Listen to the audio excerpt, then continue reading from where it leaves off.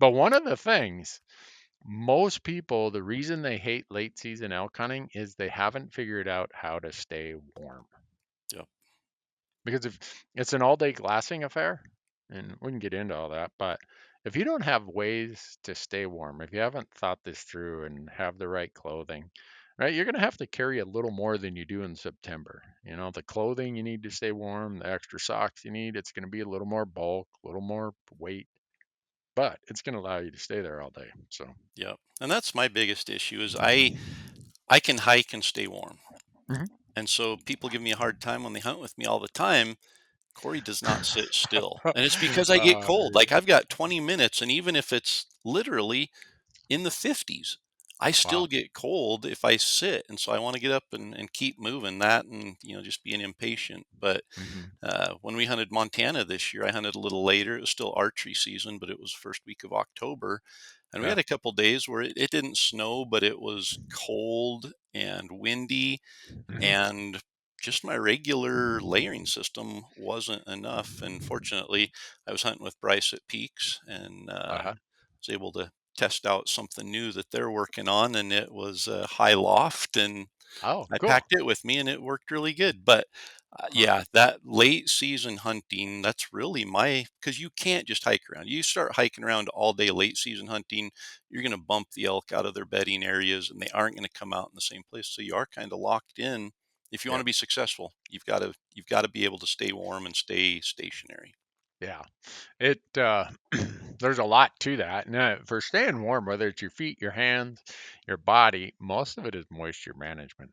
Because if you look at, right, you being the engineer and you took all that heat transfer stuff and thermodynamics, and that's when I got out of engineering, is when I You know got what? to all that I am probably twice as educated in thermodynamics than most people are. twice. Well, Yeah, that's because I had to two take the times. class twice because I failed it the first time.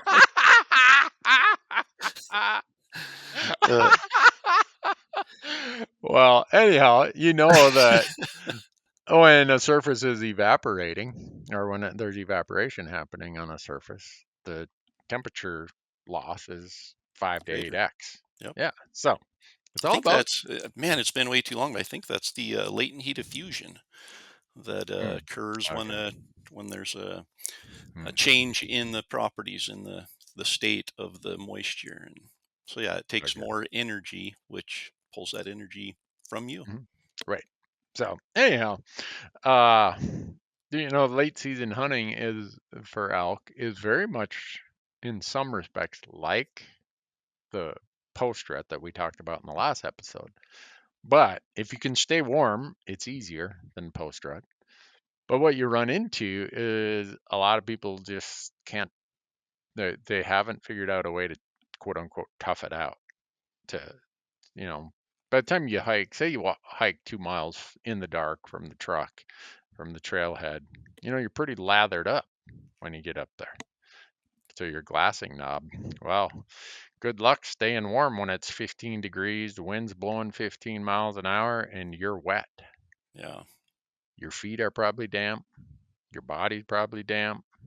You're going to get run off the mountain within a couple hours if you don't have a methodology for taking care of all that moisture and getting warm. So when we were up in the Yukon, all the guys are like, Randy, were you a pyromaniac when you were a kid? I'm like, when I was a kid? Hell, adult. I That was mean, my next question. Can you build a fire?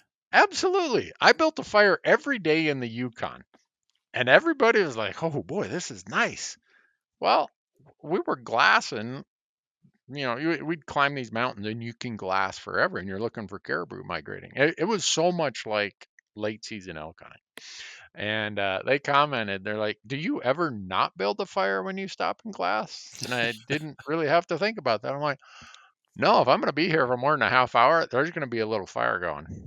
And I carry a dry pair of socks, right? I carry a little butt pad I can sit on.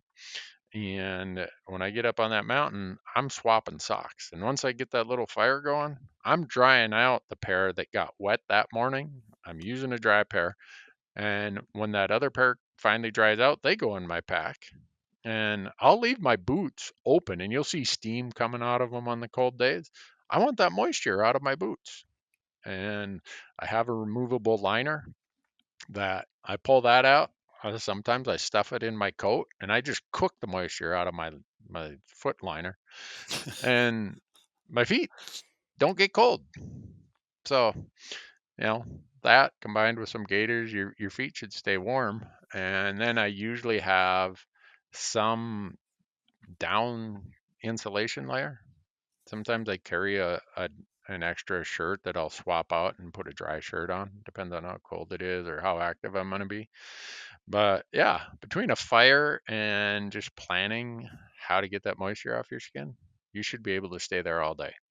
That's awesome. And that's, So, I mean, it's coming from a guy whose blood doesn't flow like the rest of us, but for me, I don't, I'm fortunate in that I don't get really wet hiking. Like I oh, don't sweat too bad, yeah, but I freeze even dry, and I yeah. think you mentioned gators.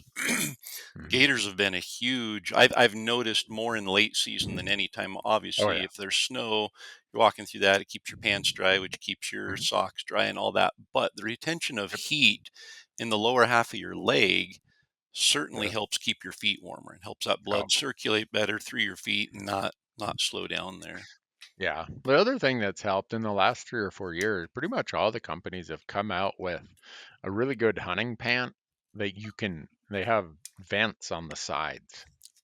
And so while you're really active, don't over layer. Don't, sometimes you see a guy leave the trailhead and he's got a down puffy, the thickest base layer long underwear you can imagine. That's me. I mean, and then he gets, 500 yards from the truck and he's sweating like a hillbilly out of hoedown. And it's like, fella, you're not going to last very long today. So when I leave the trailhead, I want to be kind of chilled. I really like the one stock I remember going on just last week up in the Yukon. I was in just my base layer because I knew to gain this 1100 vertical feet in that snow, I was going to get pretty well lathered up. And so I just strapped the rest of the stuff I knew I was going to layer up with when I got up on top of the hill Yeah. or mountain. I just strapped to the outside of my pack because I knew I was going to get to it when I got up there. So these are just all little things that help you stay there longer because that's in late season public land anyhow, bull elk. For the mature bulls, you are going to be glassing and glassing and glass. I mean, you can go hike it. You can go hike dark timber, especially if you got fresh snow, and that's going to work sometimes. But what do you do if it's, you know, no fresh snow or it's crunchy snow, right? Yeah. That's the worst thing. If the guys who plan on tracking elk, they hate it when you get a warm spell, snow gets kind of gooey and dense, and then it gets cold, and it sounds like you're, you know, at a bowling alley every few steps. It's like boom. Good luck sneaking up on an elk doing that. So Yeah, especially on there's, those cold, clear mornings where the sound just carries. You can hear elk walking, just crunching Mhm. in that snow from 1,000 yards away. So you know that they Oh can yeah. hear us, and you aren't going to get close to them.